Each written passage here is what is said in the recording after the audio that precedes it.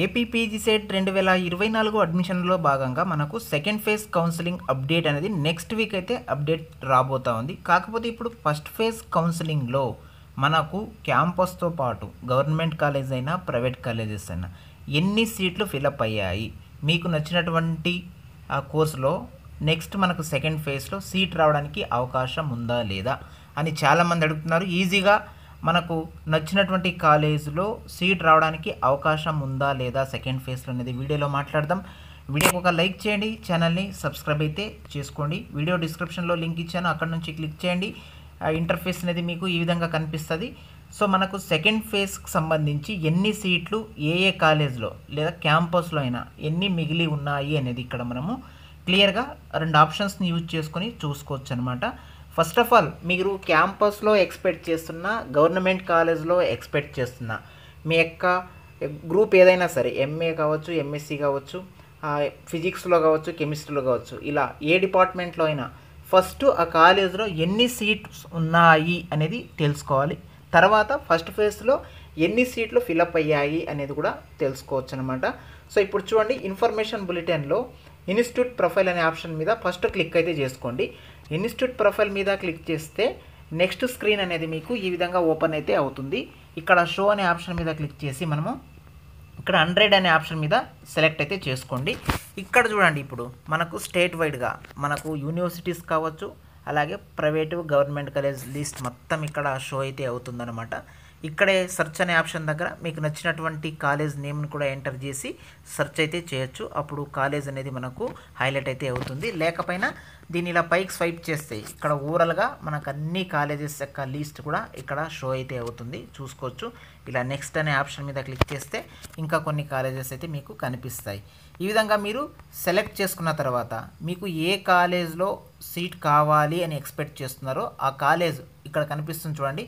ఇప్పుడు ఎగ్జాంపుల్గా నేను ఇక్కడ ఎస్కేయు అంటే శ్రీకృష్ణదేవరాయ యూనివర్సిటీ అని క్లిక్ చేస్తాను. అంటే ఆ కాలేజ్ కోడ్ మీద క్లిక్ అయితే చేయండి. నెక్స్ట్ స్క్రీన్లో ఇక్కడ చూసుకోవచ్చు, ఆ కాలేజ్ డీటెయిల్స్ మొత్తం అయితే ఓపెన్ అయితే అవుతుంది. కాలేజ్ కోడ్, కో ఎడ్యుకేషన్, అలాగే ఇక్కడ district in which located, year of establishment, అలాగే హాస్టల్ అవైలబిలిటీ, ఈ విధంగా మొత్తం ఆ కాలేజ్ డీటెయిల్స్ అంతా ఓపెన్ అవుతుంది.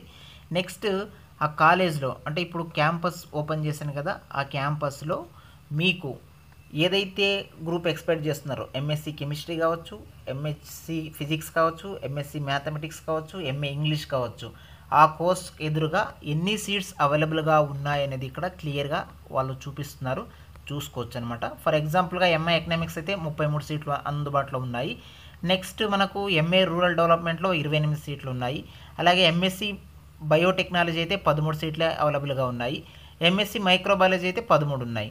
ఎంఎస్సి బాటనీ అయితే 13 ఉన్నాయి. ఈ విధంగా మీరు చెక్ అయితే చేసుకోవాలి. ఫస్ట్ ఆ కాలేజ్ అయినా క్యాంపస్ అయినా ఎన్ని సీట్లు అందుబాటులో ఉన్నాయి అనేది చెక్ చేసుకోవాలి. ఎగ్జాంపుల్గా ఇక్కడ ఎంఎస్సి కెమిస్ట్రీ అనుకోండి, మనకు క్యాంపస్లో ఫిజిక్స్ అయినా కెమిస్ట్రీ అయినా మనకు ఎస్కే యూనివర్సిటీలో 44 సీట్లు అయితే అందుబాటులో ఉన్నాయి. ఇప్పుడు చూద్దాం, ఫస్ట్ ఫేజ్ కౌన్సిలింగ్ సంబంధించి ఎస్కేయు క్యాంపస్లో ఎన్ని సీట్లు ఫిలప్ అయ్యాయి, సెకండ్ ఫేజ్లో ఎక్స్పెక్ట్ చేస్తున్నటువంటి వాళ్ళకు సీట్ రావడానికి అవకాశం ఉందా లేదా అనేది కూడా దీన్ని బట్టి ఈజీగా తెలుసుకోవచ్చు అనమాట. సో బ్యాక్ వచ్చేసేయండి. బ్యాక్ వచ్చేసిన తర్వాత ఇక్కడ చూడండి, అప్లికేషన్ ఫామ్ అనే ఆప్షన్లో కాలేజ్ వైజ్ అలాట్మెంట్ ఉంది చూడండి.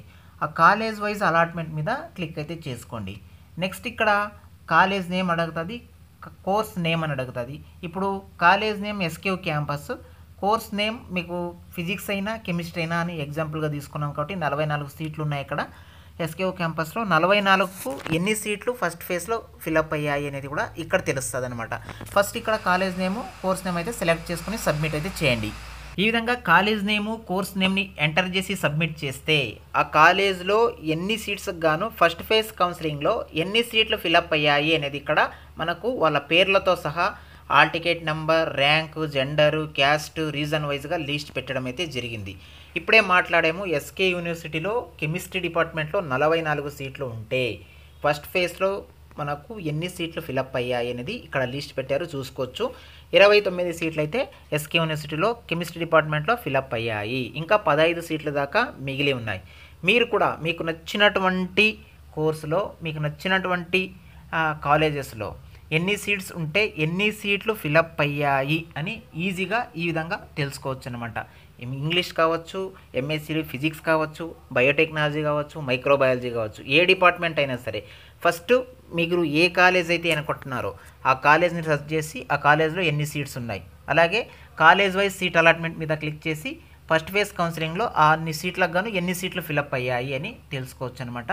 సో కొన్ని డిపార్ట్మెంట్లకు అయితే మైక్రోబయాలజీ, బయోటెక్నాలజీ అలాంటి డిపార్ట్మెంట్లో కొన్ని తక్కువగానే ఉంటాయి సీట్లు, అప్పుడు ఫస్ట్ ఫేజ్లోనే అన్నీ ఫిలప్ అయి ఉంటాయి. మరి సెకండ్ ఫేజ్కి వెళ్ళడం వేస్ట్ అనుకుంటున్నారు, అది తప్పు అనమాట.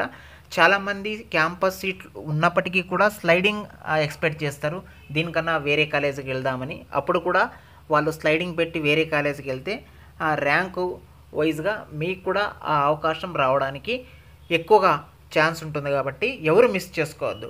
సెకండ్ ఫేజ్లో కూడా క్యాంపస్తో పాటు మీరు ఎక్స్పెక్ట్ చేసినటువంటి కాలేజ్లోనే సీట్ రావడానికి అవకాశం ఉంటుంది. కాబట్టి సెకండ్ ఫేజ్ అప్డేట్ కూడా నెక్స్ట్ వీక్ అనేది రాబోతూ ఉంది. ఈ విధంగా సెకండ్ ఫేజ్కి సంబంధించి ఏ ఏ కాలేజీలో ఎన్ని సీట్లు మిగిలి ఉన్నాయని చెక్ చేసుకోండి. సెకండ్ ఫేజ్కి అయితే హాజరైతే అవ్వండి. Wish you all the best. మీకు మంచి కాలేజ్లోనే సీట్ వస్తుందని ఆశిస్తున్నాను. Thank you for watching.